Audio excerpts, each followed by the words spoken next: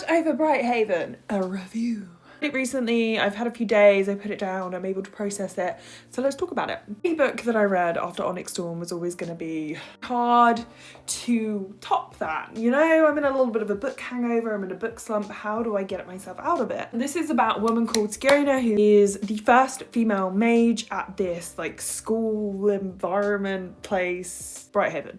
And she loves all magic, but while she is there, she discovers the dark reasons behind magic and how it powers this city that she lives in. That feels futuristic, but also in my head, everyone looked like they were walking around in like the 1920s.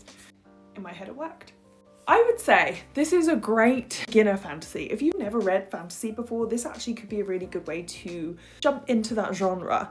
I don't think the world was overcomplicated, nothing seemed far gone that I just couldn't keep up. You know, it was fast paced, characters were interesting enough that I wanted to keep reading. The thing I was slightly confused about was the spell aspect of it, called spellographs. When it comes to things like the nuances behind that, I'm not really that fussed, so I didn't really care about that. But otherwise, I loved the character of Kara. I think I'm saying her name right. I think it's Kara. She's like this feisty 15-year-old, and she just stole the scene on every page that she was in. This is a politically themed,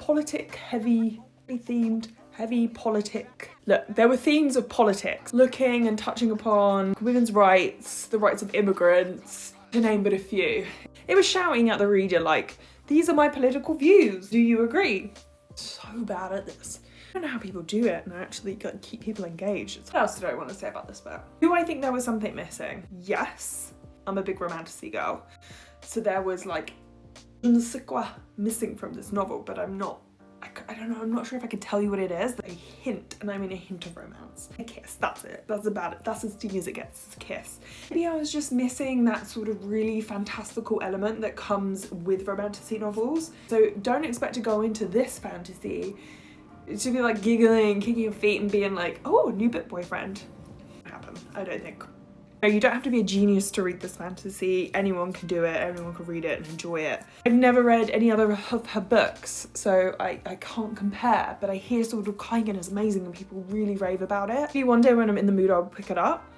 I'm trying to be a literary genius and I'm not. Did I like this book? Yes, I liked this book. Should you read it? I would recommend it.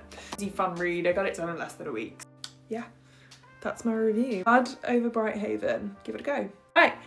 Tune in next time for another terrible review.